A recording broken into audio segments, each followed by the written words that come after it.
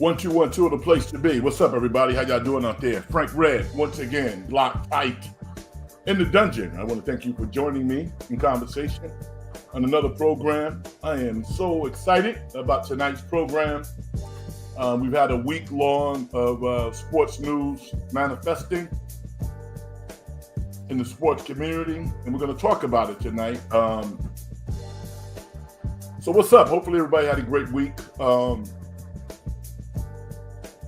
When I put together the shows, in my mind, I'm kind of gauging how much material I have, how active, how engaged will the show be, so on and so forth. And most of the time, regardless of the amount of information or things that I want to talk about, I plan to talk about, the shows are still engaging because of you. So I want to thank you off the top.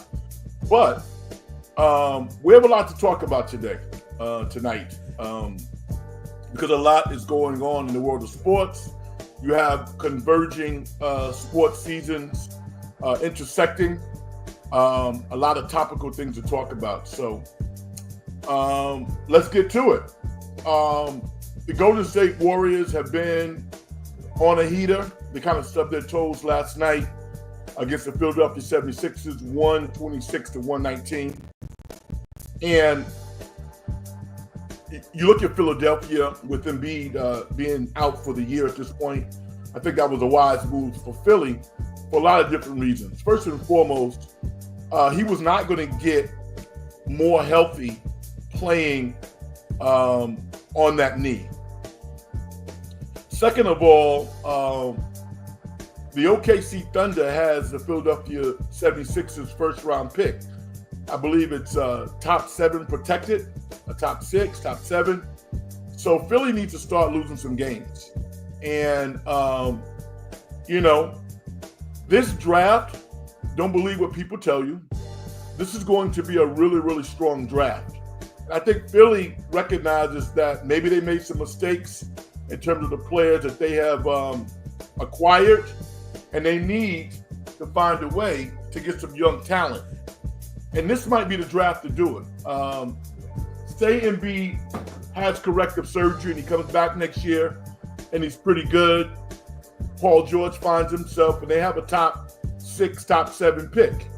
That can certainly help this team when you consider they also have Tyrese Maxey. So strategically, yeah, they were looking out for Embiid, but at the same time, I think they wanted to preserve the opportunity to keep their lottery pick this year. So we can get into that a little bit. Last night's loss to the 76ers was a bad loss by the Warriors. Jimmy Butler didn't play, but so what? The Warriors still should have won that game. And we'll get into that over the course of the program. But it wasn't a terrible loss. It was a bad loss. They play the Charlotte Hornets tomorrow night. That's a must win. They play back. It's the first end of a back-to-back. They play the Knicks on Tuesday night. So they got to beat Charlotte tomorrow night. That would be devastating. So look for them to come out with a lot of energy. Jimmy Butler, I think, will play. The Kuminga thing is kind of interesting. I've been talking about that now for the past month. I've sprained my ankle before. Everybody else has sprained their ankle who's listened to the program. He got hurt on January the 3rd, folks. Tomorrow will be March the 3rd. Have you ever seen anything like this before? Something to keep your eye on. But maybe he'll play tomorrow. Who knows? So we can talk about the Golden State Warriors if you want to. It's always a good topic when Steph Curry comes up. He's playing his tail off since Jimmy Butler has been acquired by the Warriors. And that's good. All of a sudden now the 6th seed doesn't look so far-fetched, does it? I had the Warriors winning somewhere between 44 and 48 games. They appear to be on that cycle. So I know a lot of people might be saying, well, Red, did you have them winning 48 to 44 before the Jimmy Butler trade or after? I said before. I'm not going to act like Jimmy Butler is not a better player all around than Andrew Wiggins. He is, and he's a better fit. But somehow, some way, I thought the Warriors were going to win 44 to 48 games, but it looks even better now. The way that they are lined up with Jimmy Butler on the team. So we're going to talk some Warriors. We're also going to talk about Deebo Samuels being traded to the Washington Commanders by the 49ers. A lot of people are kind of up in arms. A lot of people were talking during the season that he's toast, he's no good. And then all of a sudden you hear stories about why did they get more for him? They only got a 5th round pick. It's really about the money. Okay? Now, with that said, Hufanga was drafted in the 5th round. George Kittle was drafted in the 5th round. But I think the most important thing that the 49ers wanted to accomplish is they wanted to get Deebo's salary off their books.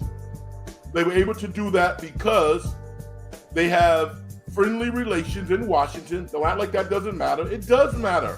Relationships matter. And I think they wanted to do right by Deebo. Deebo wanted to go to Washington, so they wanted to do right by him. So good for Deebo, because I don't think he's done it all. I think he's going to go to a team that he doesn't have to do as much. The spotlight's not going to be as bright. But from the 49ers perspective, they now have an influx of cash they can do something with. We can talk about what will they do with the money. Will they bring back Greenlaw? Will Hufanga come back? I don't think so. I think Hufanga's gone. Greenlaw, I would like to see him come back. I really would. But I admit that it's iffy to give him a bunch of money coming off a really, really serious injury. Maybe they can do a respectable one-year deal, which probably won't happen because I think Greenlaw will probably get some more money in the market. So a couple of things to set the table. We got plenty more on the docket, but I want to go out and say what's up to my man, Brian Iglesias. What's up, Brian? How you doing, brother? Always good to talk to you. And appreciate you stepping in the dungeon. Your take is, I'll put my glasses on so I can see,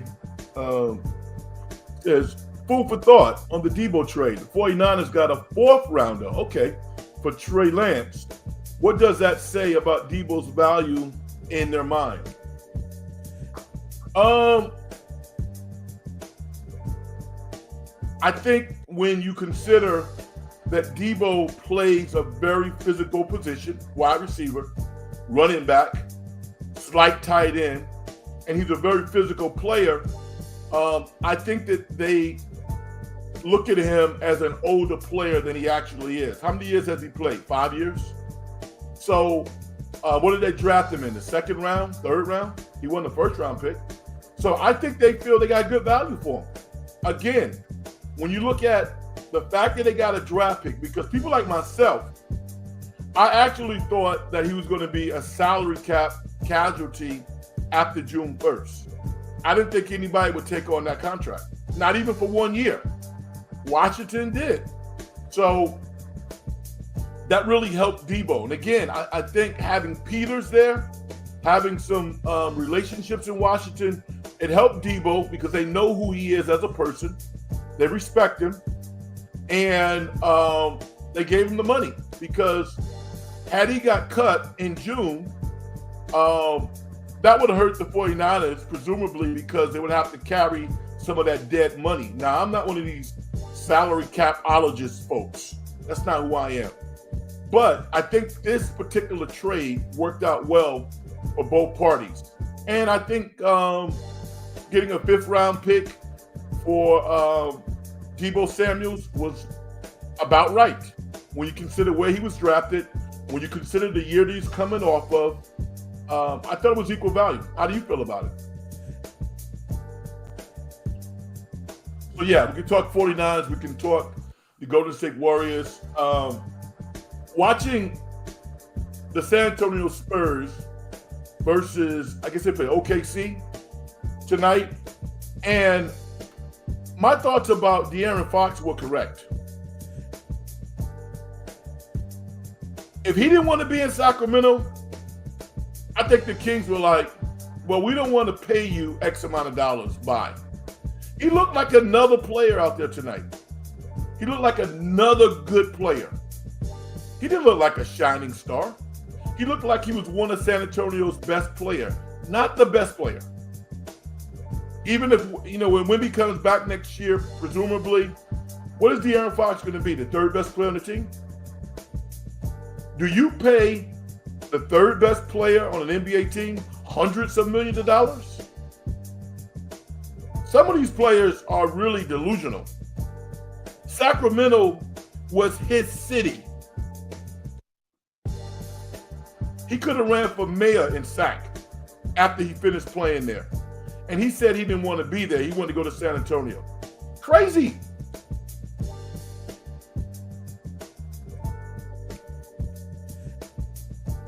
Very great math, I don't understand it. But yeah, I was just watching that game thinking to myself, De'Aaron Fox is a good player. He's not a great player. Good player, not a great player. So I think Sac did well. I think San Antonio is kind of raising their eyebrows a little bit now, wondering what they actually have. Because he's not really a point. He's a lead guard, but he's not really a point guard. So it'll be interesting to see how that whole thing plays out. I also wanted to talk about this concept of young NBA players not wanting to be the face of the league. And talking about what that means vis-a-vis 20 plus years ago. When the Jordans of the world were running the NBA. Here's the deal. The players of today want the money, and they're getting the money, but they don't want all of the responsibility. And you can't have one without the other. And here's the deal. How many commercials do we see with Anthony Edwards in on? How many commercials is Anthony Edwards in on television? He's in more commercials than anybody right now. And yet he says he doesn't want to be the face of the league. Here's the deal. You don't have to be the anointed face of the league. I mean, that's kind of a fictitious title, unless you're Jordan. Do you move the needle? Do eyeballs pop when you're on TV? And advertisers believe that happens with regards to Anthony Edwards. So, I mean, when I think of Anthony Edwards, I think of Allen Iverson a little bit. Allen Iverson was kind of the bad boy of the NBA, but he was one of the league's most popular players, and he had legions of fans. So you can have a conventional face of the league, i.e. LeBron James and Stephen Curry. The NBA's made a lot of money off of those two guys. And they're always looking for the next guy who is going to connect with the audience. That's not always as easy as you would hope that it would be. But there's something about Anthony Edwards, in spite of all of the fines and the money that he's losing and some of the other things in his personal life that I would never get into. This dude has a really, really big fan base. And as long as he plays well, as long as he can make a run in the playoffs, he's going to be just fine as the anointed NBA face or not. He's still one of the league's most popular players.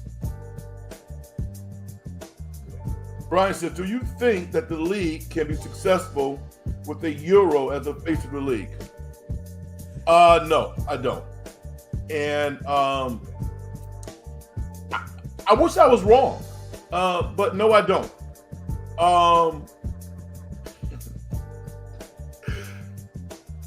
I gotta say it. Particularly if he's not black. It's not gonna happen. Now, can the league have a white American player as the face of the league? Yes, they can. Yes. Which is why everybody is is circling around Cooper Flag, because we know he's going to be good, but how good will Cooper be? If Cooper is that guy on the court and has Madison Avenue looks and the personality that a lot of people believe that he has, he could be the face of the league. But a non-black player beyond our borders, I don't think so. I haven't seen it. And I'm going to tell you why. Because there's a certain component of culture that is attached to NBA basketball. The coaches, the commentators, the owners, they want to make it about just basketball. But it's really not about that. It's about how you play, and it's also about the cultural components of the game. You know, the swag, the fierceness, the sexy. It's all of those things that I can't necessarily describe, but I see and I know. So, to answer your question, no, I don't think so. They could be one of the faces, like Giannis is one of the faces. Wemby is one of the faces, but Steph Curry's the face of the league. I don't even think it's close. LeBron is right there. You could argue that LeBron's number one. I don't think so. I think Stephen Curry is the most popular player in the NBA. And even at 36, dude is balling out of control. He's box office.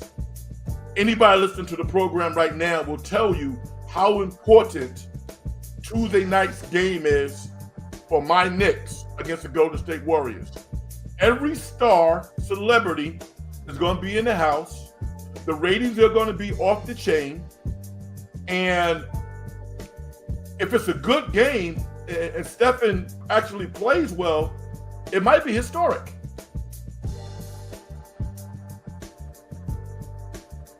Ronnie Glacius says, I agree. I love Wemby, Jokic, Shea, Giannis. But I think the league wants an American as the face. I just don't see Americans watching the league dominated by Euros. I agree with you. And the reason why I feel that way, again, is the culture. Do you know how hard it is to make it from the ghettos? You know, I was going to say New York, but there's so many other cities now. Do you know how hard it is to make it in the NBA to the highest level? It's treacherous. And most of these young men and now these young women who are starring in the WNBA, they got a story to tell. And that story is not always told verbally. It's told by their actions. It's told by their swag. Caitlin Clark, coming from, middle America, having hundreds of thousands, millions of fans, being told that she's not going to be able to play at the next level the way that she's playing.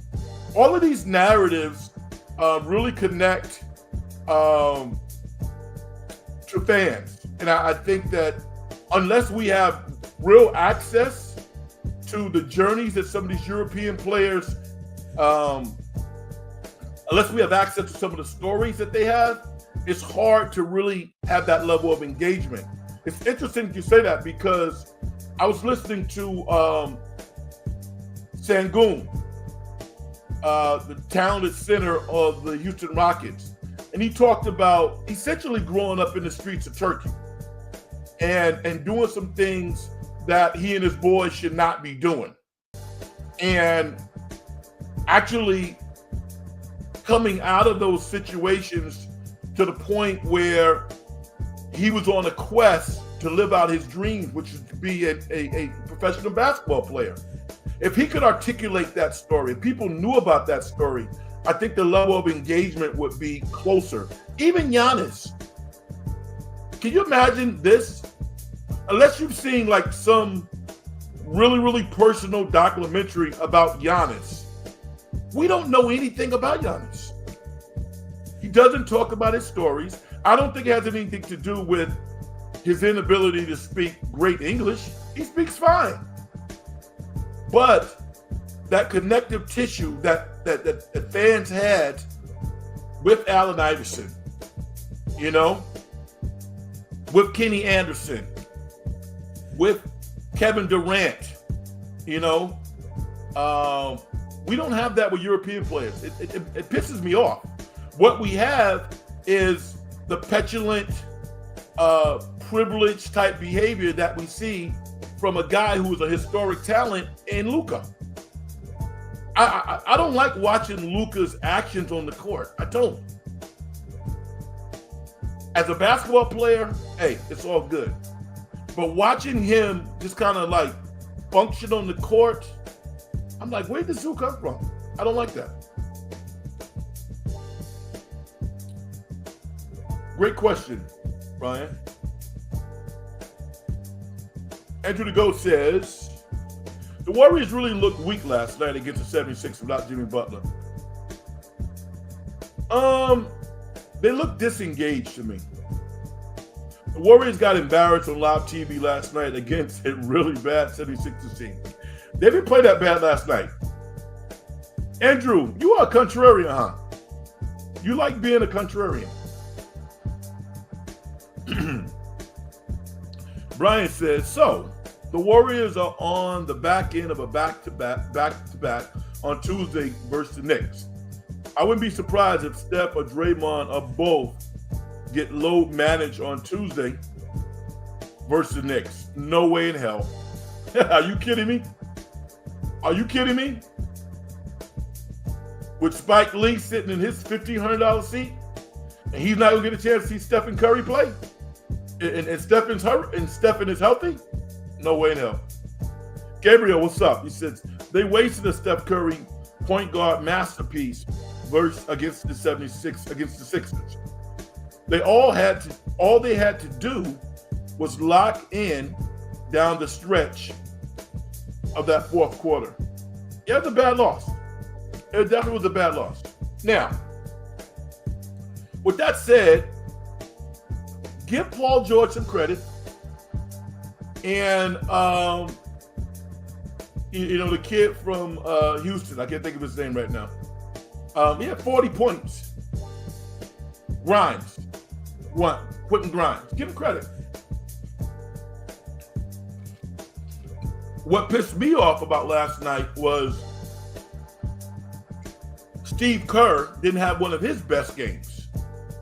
Because how can Quentin Post, who's been playing extremely well, play as poorly as he played, and Trey Jackson-Davis don't even get off the bench? That was a perfect game for Steve Kerr to go against his philosophy, to sometimes bury guys on the bench and change things up. They needed a level of physicality last night with Jimmy Butler being out, and they didn't have it. It did not have it. I'm like, and Trey Jackson-Davis never got off the bench. That was frustrating. Now, did the Warriors miss some crucial layups down the stretch? Yeah, they did. Moody missed some layups. Draymond missed some layups. And Paul George, to his credit, finally made some shots. Philly had lost 9 games in a row. They were hungry. And Quentin Grimes went crazy. Quentin Grimes should not score 40-plus points against your team. So, it was a bad loss. But it was an entertaining game. They got a chance to rest today and take on Charlotte tomorrow. Now, think about playing Charlotte. Charlotte usually gets geeked up against the Warriors down there at home for obvious reasons.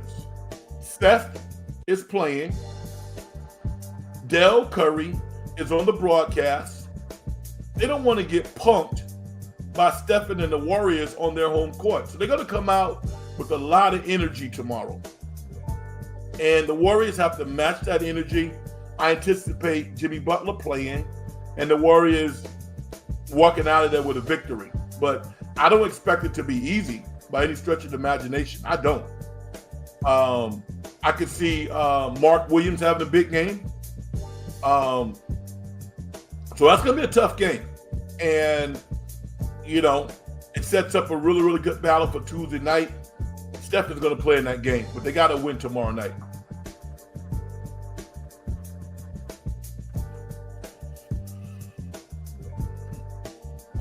I got you. I'm sorry, my bad. What's up, Keys? How you doing? He says, what's up, Frank? Do you believe Ayuk gets traded? I hear the cap hit won't be bad if we get rid of him by April 22nd.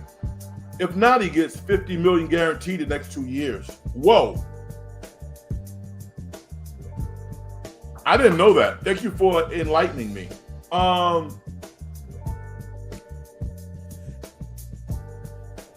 If that's the deal, I mean, what are the Warriors going to get back? A third-round pick? I mean, I heard Larry Krueger said 2 second-day picks. I'm going to say a third. What team would want to know? Who would want Ayuk? Pittsburgh? They got a lot of money. I think a lot of it depends upon whether or not they believe he's going to be healthy. He's coming off a tough knee injury. He's still young. I think there's a lot of motivation for the Warriors, for the 49ers to get their financial house in order. And I think that they do believe that they made some mistakes. Not that they don't think Ayuk is a good player, but I didn't know anything about him being guaranteed $50 million if he's not traded by April 22nd, you said? Wow, that's a big deal.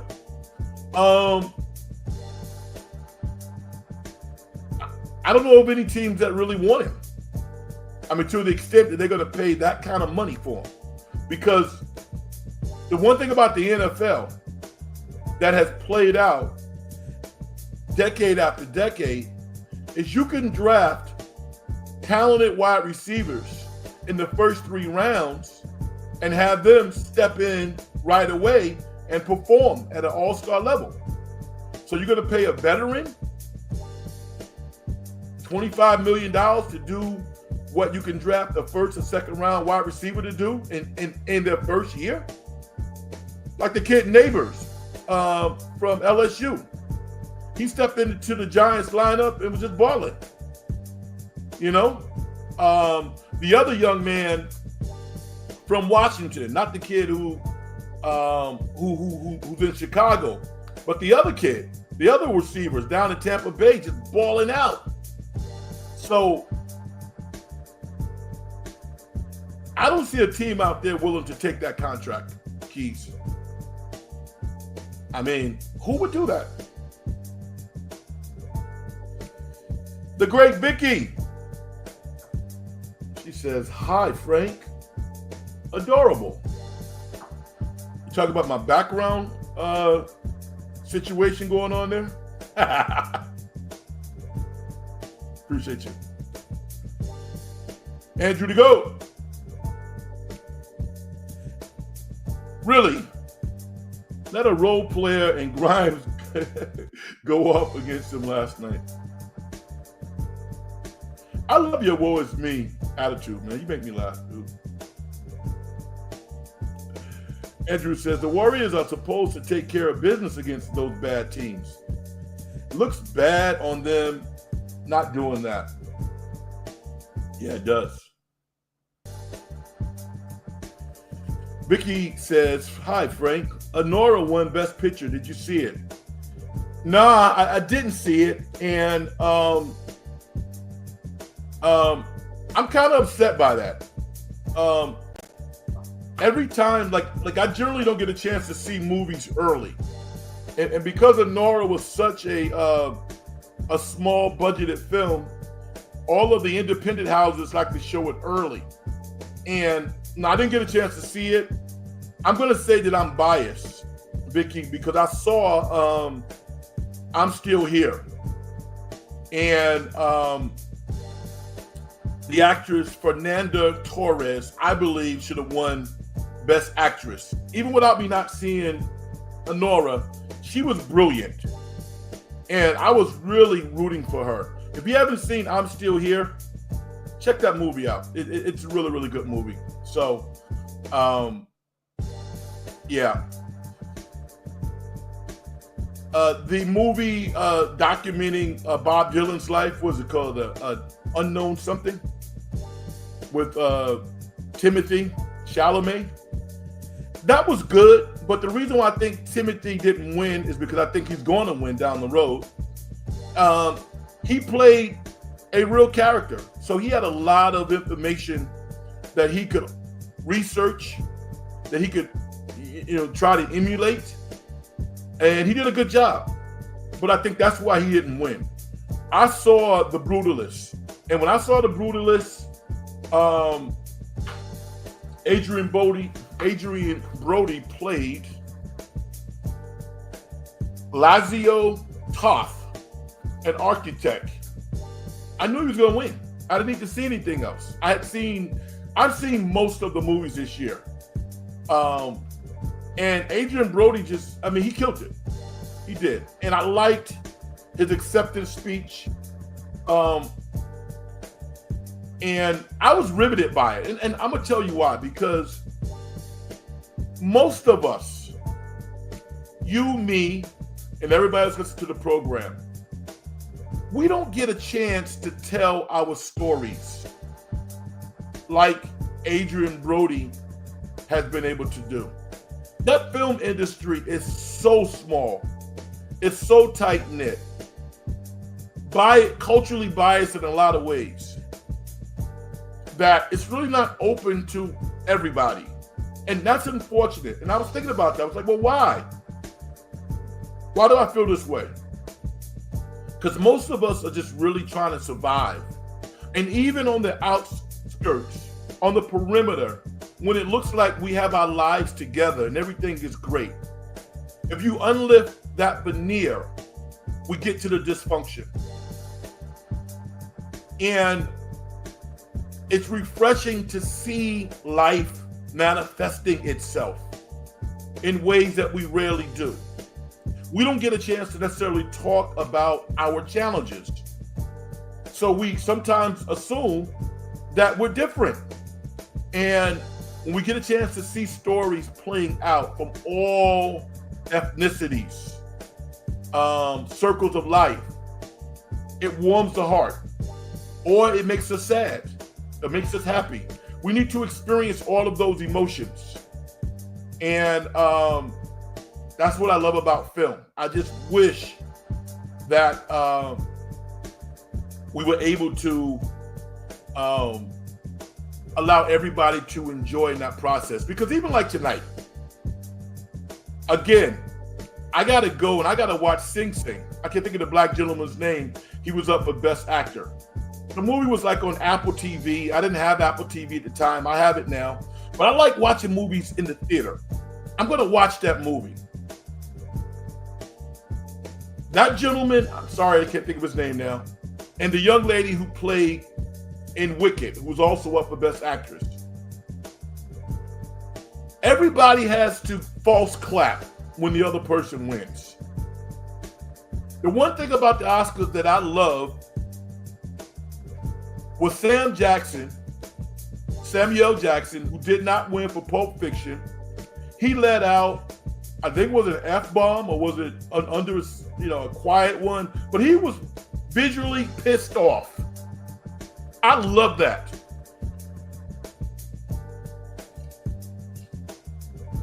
Because it was about his journey and the art. Why do we have to watch this fakeness and all these fake cheek kisses? No, this is the NBA Finals. People want to win. And guess what? Among the voters, some stories matter more. Deal with that. In the NBA Finals, theoretically, the best team is going to win. The Eagles, won the Super Bowl. The Oscars is subjective. I mean, to see that, I need to see the movie Honora. I saw a clip because there's no way that I can ever wrap my mind around her performance being better than Fernanda Torres. Particularly if you understand the subject matter of I'm Still Here. It pisses me off.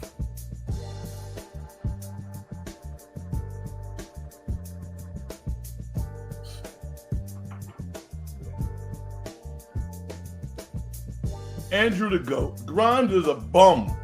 He's not going to be an all-star player. He's a role player. Are you trying to break into like comedy or something? I appreciate you checking the show out, but you're kind of hard on athletes, man. You really are. First of all, Quentin Grimes was drafted like 27th or 28th by my Knicks. He started off at Kansas, went to Houston, and now this dude has a legitimate NBA career. Put some respect on that kid's name, man. Come on, Andrew. You're better than that. Gabriel says, Dre fouled Grimes on a 3 and wasted the challenge. I agree with you. I agree with you.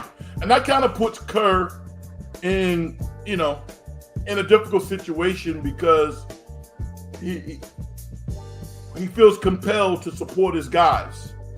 And that hurt the Warriors because, the pass that Paul George knocked out of bounds, they couldn't challenge that. And the one that I think Guy Santos, they said hit, he didn't hit that ball. They couldn't challenge that. So I would agree with you. That Draymond Green challenge where he clearly fouled Grimes, that was a big play in the game. It really was. Totally agree. And I agree with Vicky also. The Warriors will be fine. Vicky, with that said, they got to win tomorrow night, right? That's a must win. That is a must win. Grimes will never be an all-star player. So what? So what? Did you know Rod Strickland was never an all-star? You're like, well, who is Rod Strickland? There's a lot of good players who have never been all-stars. Rod Strickland, one of the best point guards in the history of New York basketball, never made an all-star team.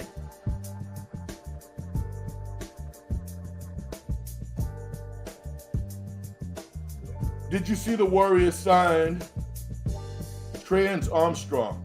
Is that the kid from Australia to the two-way deal? Because if that's the kid's name, the 6'6" point guard, is that what you're talking about? I'm excited. 6'6" point guard from Australia. They signed the guy to a two-way deal. Is that him, Vicky? Or are you talking about somebody else? JK back on Monday. Good. I was starting to get a little worried. Draymond Green lost the game for the Warriors last night. Stop it, man.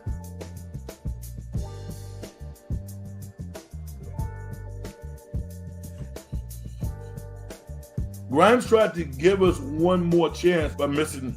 Yeah, I can't imagine a professional athlete missing 4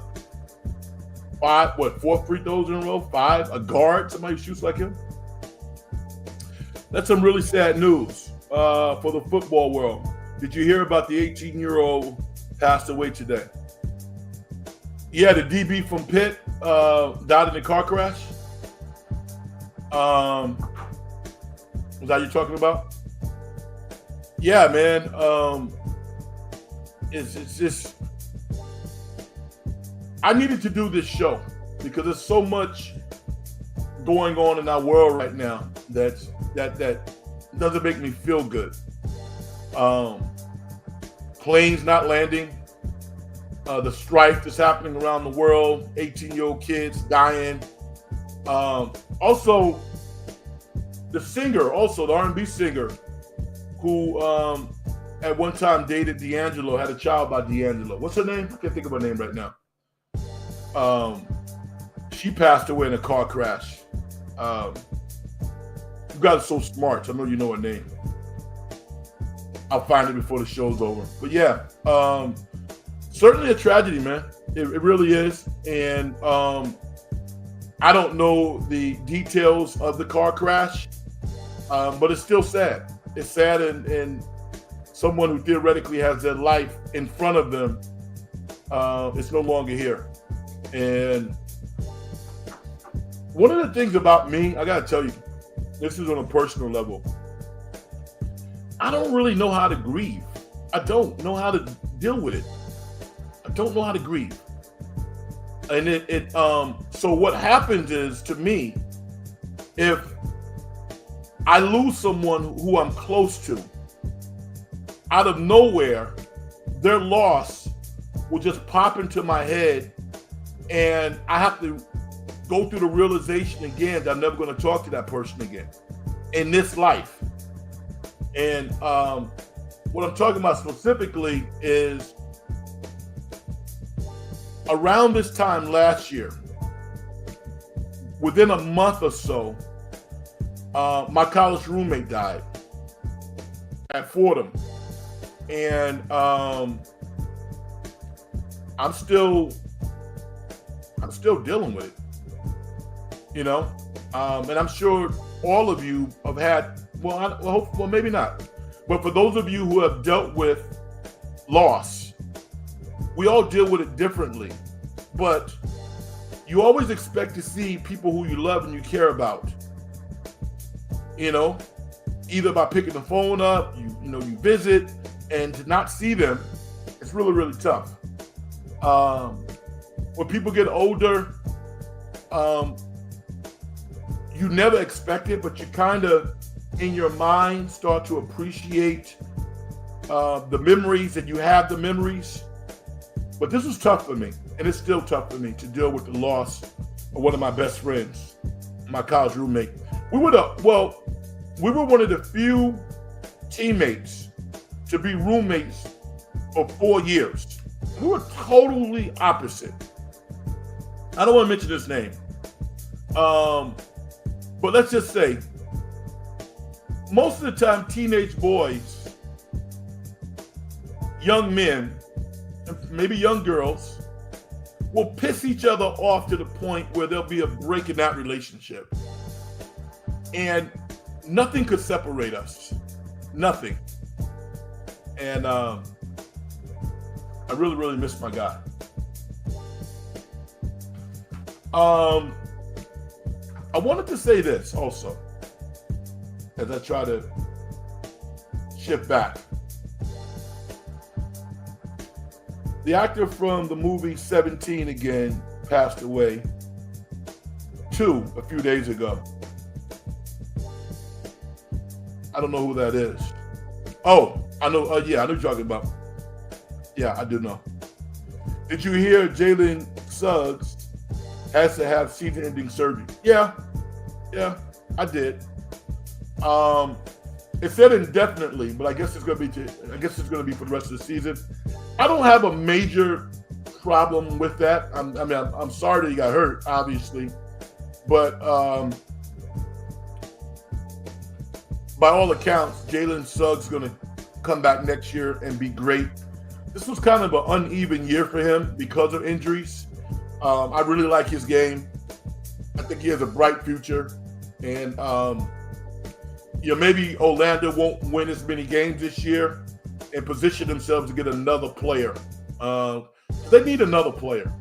Even when they're healthy, I think that you can go so far by being engaged and playing hard, and those kids play hard. Those young men play really, really hard. But I think they need a vet. I think they need a veteran presence who can actually move the needle. Not Caldwell Pope, who was kind of looking for a check, and he is a good veteran leadership guy, but he's kind of toast. They need a real player who's a vet, to go in there and show those young guys how to win. Um, one point I want to make about the Lakers.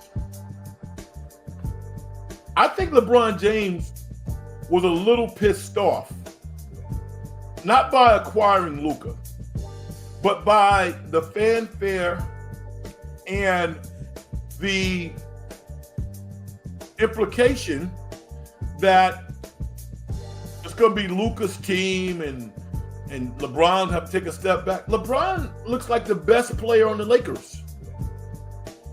That dude is amazing. He really is. He's not only the best player on the Lakers, until the last 2 games of the Olympic team, LeBron was the best player. We've never seen anything like this before.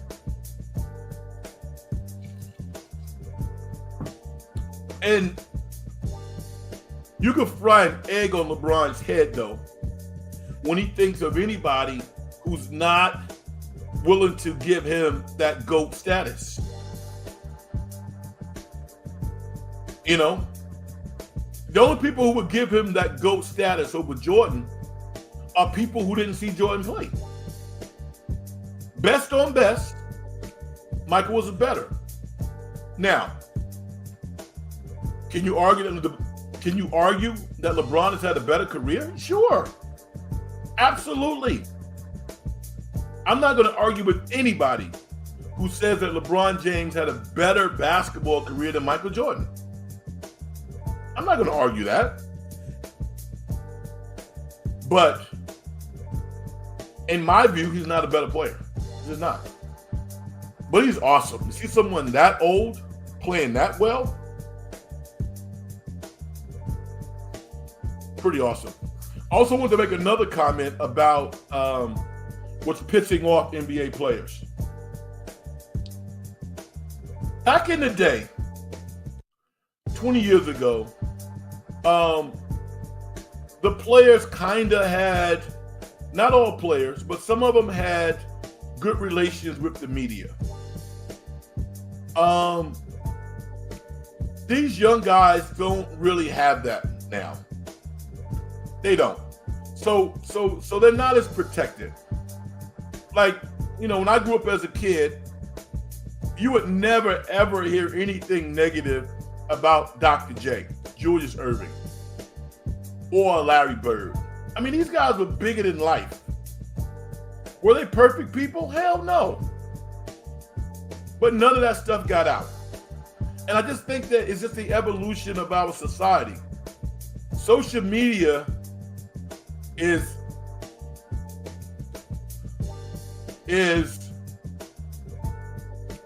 an albatross around the necks of some of these young athletes, you know, because the information is going to get out, you know, and it's unfortunate, but it's what you have to deal with now.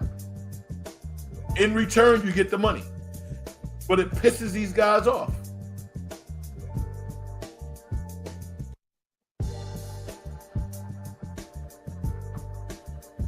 Key says, Celtics look sluggish. OKC ain't ready.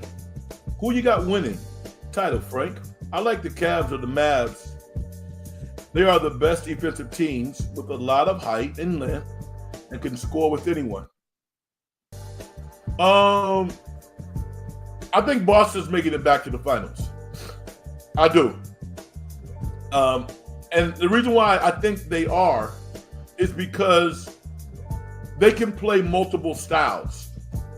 And, you know, if you look at Boston's record, I think their record after after a loss is like 14-3, 15-2, something like that. They have a really good record after losing the game. I think they're smarter than Cleveland. I think Cleveland needs a little more time. It's like, I mean, like when I look at Cleveland, right? And I say, who's Cleveland's best player? Is it Donovan Mitchell? Okay. Is Donovan Mitchell better than Jason Tatum? I don't think so. Is Donovan Mitchell a better all-around player than than Jaylen Brown? I don't know. I'd probably say no. So when you look at a 7-game series, if you don't have the best player against the opposition, how are you going to beat them in 7 games? So logically, when I equate basketball, it's Boston's to lose. Can Boston lose? Absolutely. Is Cleveland talented enough? Yes, they are. But what Cleveland has to do is come outside of their box. And they have to show that they can do things that they haven't shown in the past. Because the idea that Tyler Hero is going to be scoring 25 points in a playoff game, that's not going to happen. It's not going to happen. The games will be decided in the half court. Jared Allen's a good player. He's not going to score a whole lot of points. Mobley, if Mobley decides that he wants to be a top 5 NBA player and he's averaging 25 a game in that series, then yeah, they can win. But they need guys to step up. You know guys on Boston's going to step up. They've already done it. In the Western Conference, wow.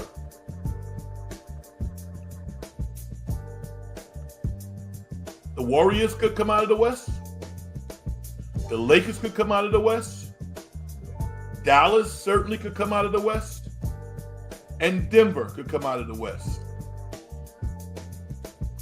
I don't trust Memphis. Don't trust them. As talented as they are, their half-court execution is terrible. Their outside shooting at the point is terrible. Yeah, I don't think they're smart enough. But the Lakers, the Warriors, Dallas, and Denver, one of those 4 teams are going to come out of the West. And it's going to be a lot of fun. It really is.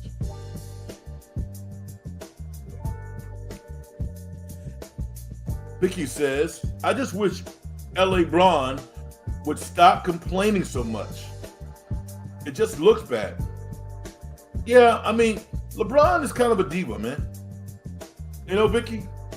I mean, he's always been that way, you know? And he lets his diva-ness really flow after he has a great game.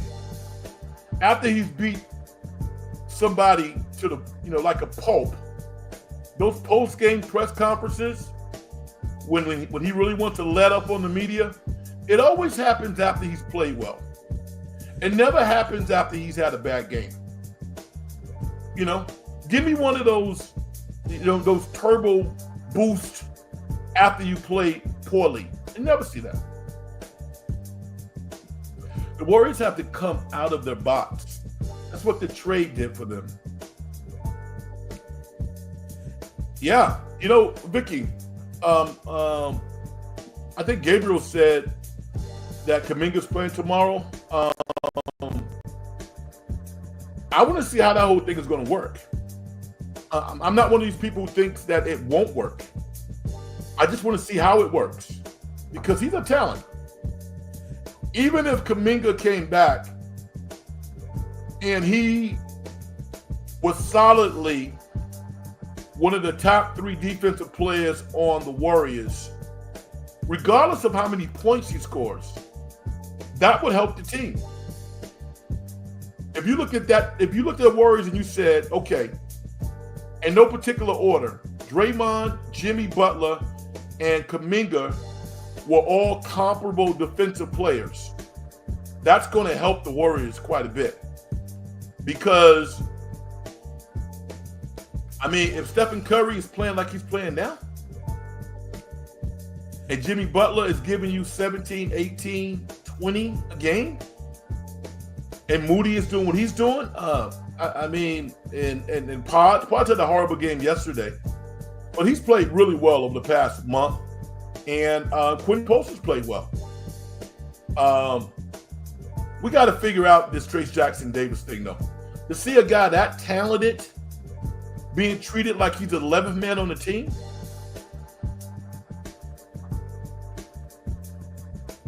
I don't like that.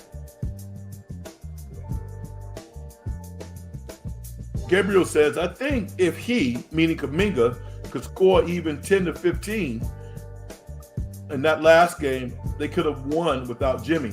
Yeah. Good point. That's why I love Steph. He acts the same way. Great games, bad games. Yeah, he's different. They need a young guy like JK to just help get some buckets when their offense needs a boost. I agree.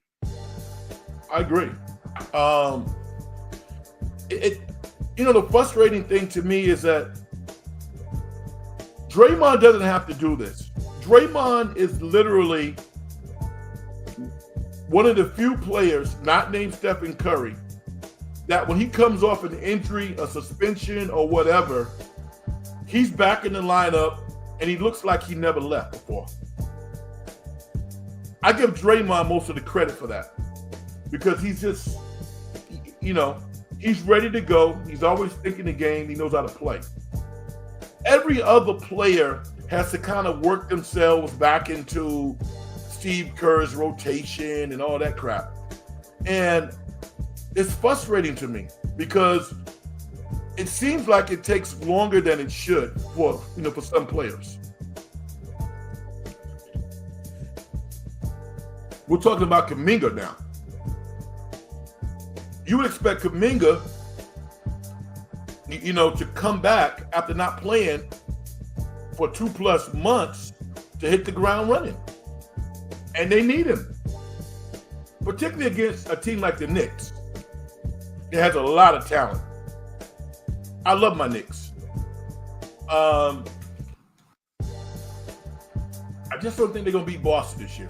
Now, I haven't seen Mitchell Robinson play yet, so Tuesday's going to be great to see him because without him, they're a sieve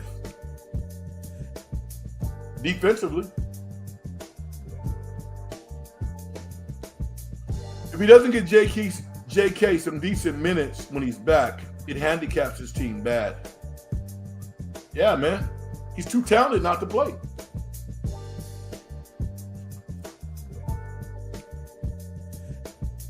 Totally agree with that.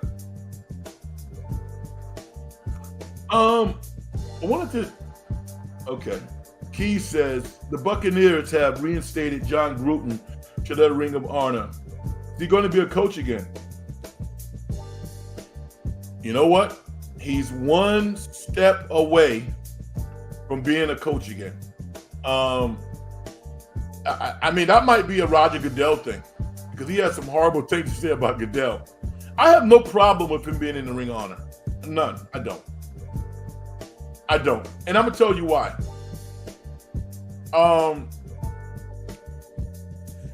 The way the whole thing went down in which he was outed, the NFL had all the cards. So the NFL is willing to show and expose John Gruden for all the horrible things that he said, but they did not expose the owners. We didn't get the full tape, the full transcript of everything that they said. You think they don't say some horrible things about players? Come on. You think executives don't say some horrible things about players? So why should John Gruden be the only one who's held accountable? I believe he apologized. I don't expect anybody's character to be above mine. I don't. I would never expect John Gruden's character to be above my own. Never. Why? Because he's famous? He's a football coach? Give me a break. I'm offended by some of the things I hear athletes say to each other. I probably wouldn't say anything about them if I was on the team, but some of the things that people say, it's offensive to me. But I don't feel that everybody has to live up to the standard that I have for myself. I don't. It's okay to feel that John Gruden should not be in the Ring of Honor as well. It's okay. The only thing that I would say to those people who think that he should not be, ask yourself this question. Have I ever said some things quietly, in private, that I would not want to be heard publicly? We all have. Well, I'm not going to say that we all have, because I can't speak for you. I have. I've had some things, I've said some things that I regret saying. Does it mean that I'm not a good person? No, I'm a very good person. You know, do I say a lot of things? Would I've said the things that John Gruden said? No, absolutely not. But I'm not perfect. You know, I want to meet the perfect person who's never said anything that they regret.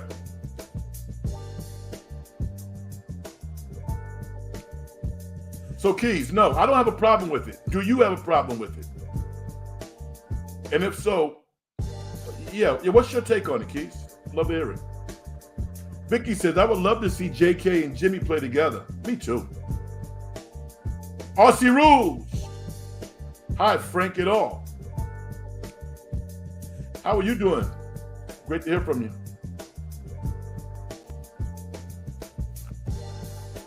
How's the weather in my second home, Thailand? Kasan Road, one of my old stopping grounds. Eating pad thai on the streets. Love it.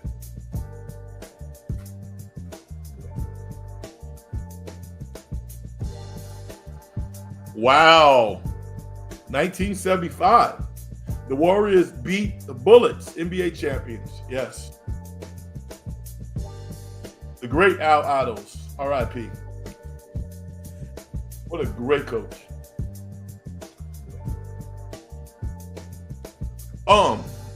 I wanted to mention someone, and I wanted to do it last week, but I forgot and I ran out of time. Everybody knows Ethan Hawke, Training Day, the white guy who played alongside Denzel Washington. And everybody knows Uma Thurman, Pulp Fiction fame. Uma Thurman and Ethan Hawke, I assume they were married and they had some children. One of their children, Maya Hawke, M-A-Y-A. I think that's Maya Hawke. She's an actress. And she did an interview that I saw online a couple of weeks ago.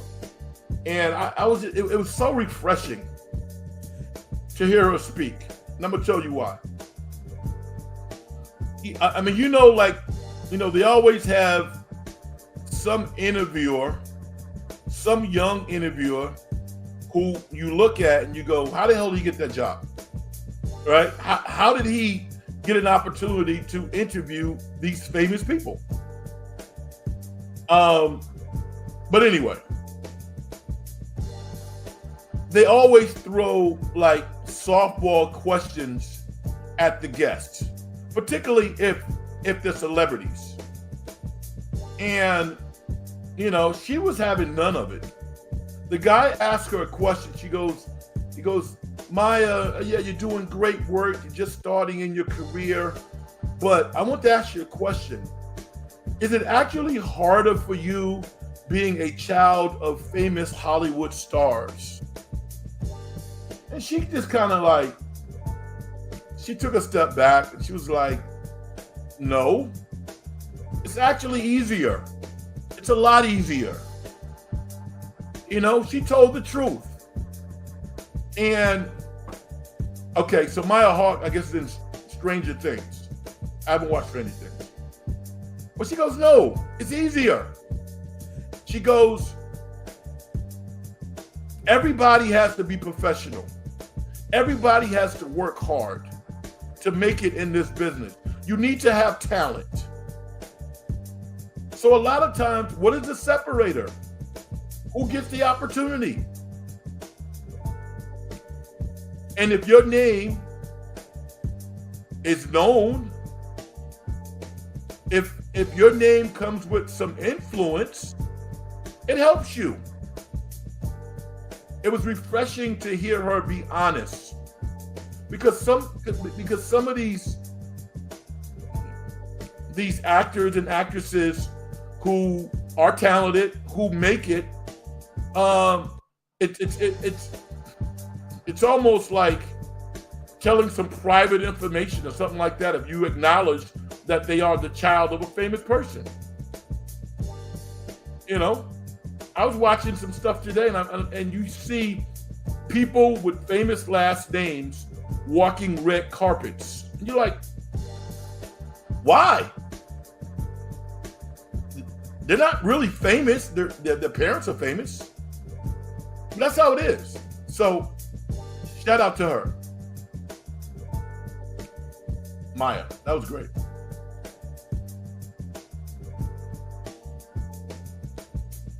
Vicky says, there are a lot of bad things I'd like to say about some guy, but I would get arrested.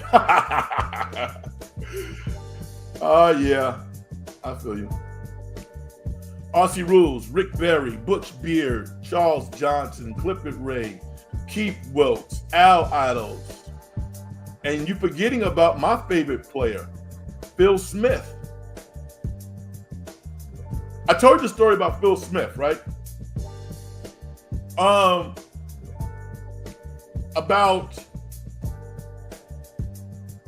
About 10 years ago, I was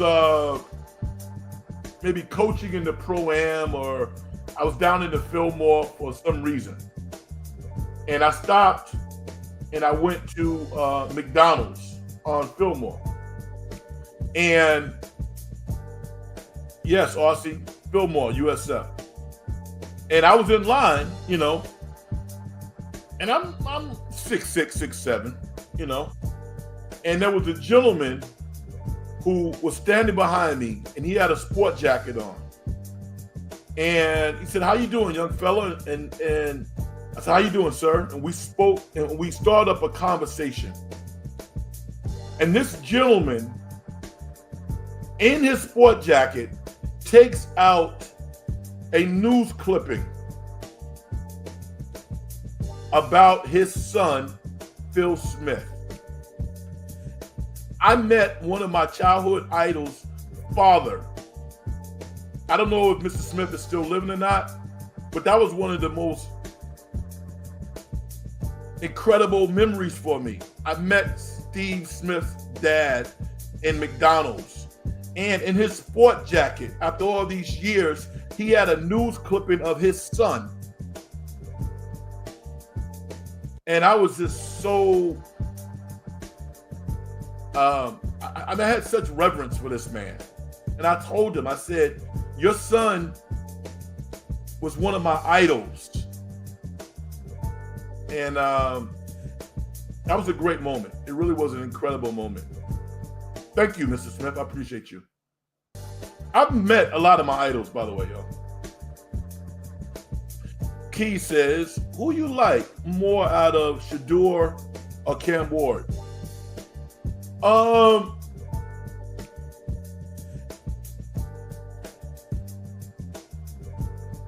I think Cam Ward might have more natural talent. I actually went to the Miami Cal game. When Cal, pretty much outplayed Miami the entire game this year. And then they lost in the end, which was inexplicable. But I was at that game. And Cam Ward for 2.5 quarters looked like crap with regards to his decision making. Now, is he a talented guy? He's very talented. Now, I'm rooting for Shador Sanders. I don't think he's as physically gifted as Cam Ward, but from the neck up, I like Shador. And I also think the fact that he's Coach Prime's son, he's catching some strays. Just for that. And it's funny because whenever you see these prognosticators coming out with their rankings, right? You never hear from them when their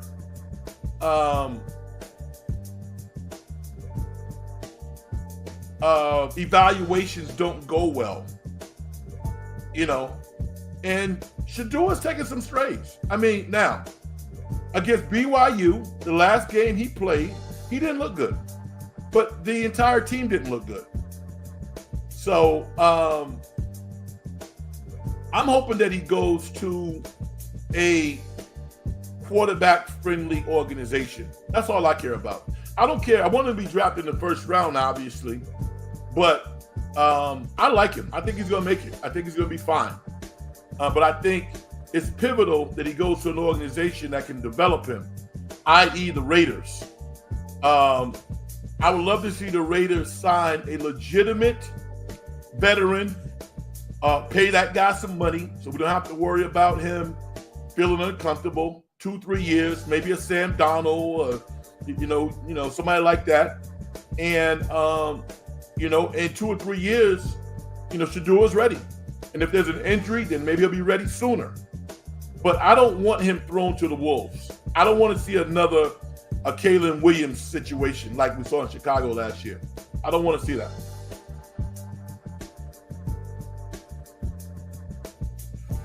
Joel Barragon. Hi, Frank. No, it's late, but how you doing? I am fantastic because I did all of my work early today. And so I don't feel stressed. I cleaned my kitchen up. I did a lot of things I needed to do. And I'm great, man. The interesting thing, though, is I've been on air. We've been on air now for an hour and 12 minutes. It feels like 15 minutes. That's how entertaining these shows are. I'm going to say this too. A lot of people have a lot more subscribers, listeners than I have. And that's okay, because I don't really promote my show. But people, most of the time, those shows are like multi-hosts. They got a partner, they got 3 people, 4, whatever the case. And those shows are easier to do for whatever reason. I think because you don't have to control the conversation. You don't have to talk about everything. People say that doing kind of a one-person show is hard. To me, it's really easy. It's really easy. It's not hard at all. I really enjoy it. Doesn't mean that I won't have somebody on from time to time. I usually don't, but I don't have a problem with it. But as long as I have the listeners to bounce off, I love doing these types of shows, man. Hey, say it.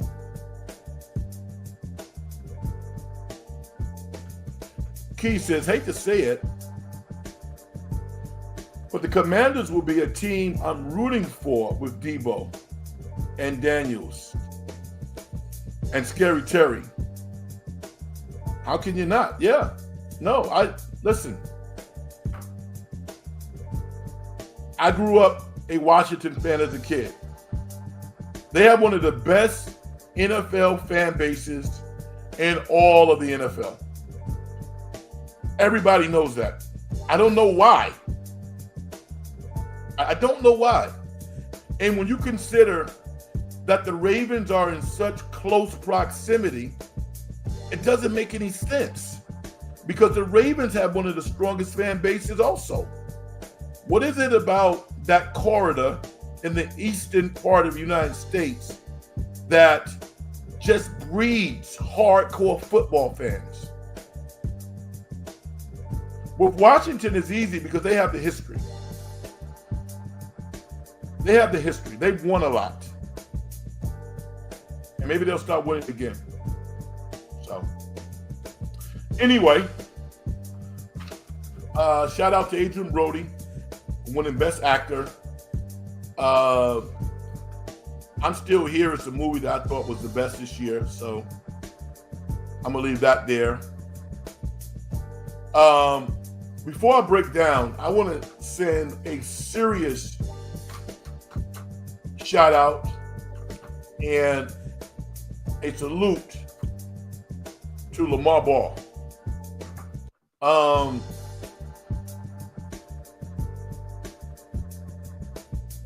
This man, this gentleman, this person lost his foot. I don't know if it's his right or his left. I don't know. Maybe it's right. But I saw a video of him recently.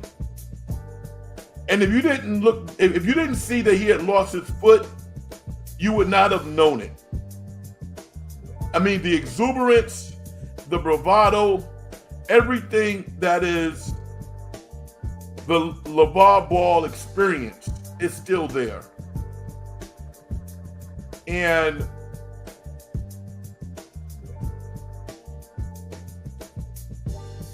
I gotta salute him for that. If hope and inspiration could be sold, LeVar Ball would be a billionaire.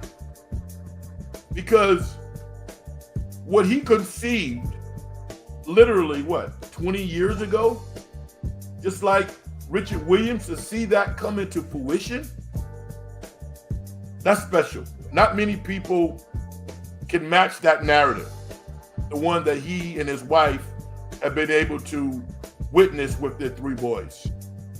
And to see him deal with real adversity, like many people have, particularly in war. And I talked about the 50,000 amputees in Ukraine. It's still pretty awesome to see him taking on a new journey, to deal with adversity the way that he has. I have to salute him and become inspired by him also, because whatever our challenges are, we have to find a way to deal with them in the most productive way that we can. And it's not easy, but I have to acknowledge Lamar Ball for how he's handling what is a really, really tough situation.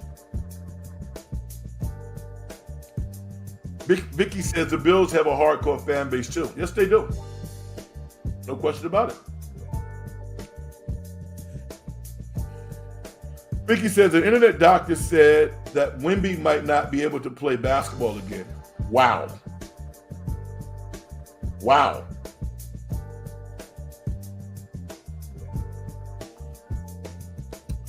Hopefully that is not true. But you never know. You really don't. So hit the subscribe button if you have not done so before. Hit the like button if you have not done so. I really appreciate the support. And thank you for joining me in conversation on another edition of the In the Dungeon Show. I'm going to break down now. We've been on air for an hour and 20 minutes.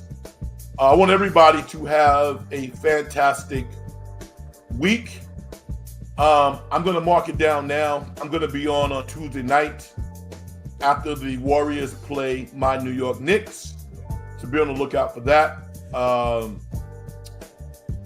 look forward to talking to you then. All right? Thank you, Vicky. Vicky says, I hit the like button. Appreciate you. I'm going to do my thing, get out of here, y'all. Success in getting paid is a manifestation of the whole process. If you as an individual don't do things to help other people make their lives better, as far as I'm concerned, you haven't done nothing. All right? Take care, everybody. Good night. I'm Frank Red.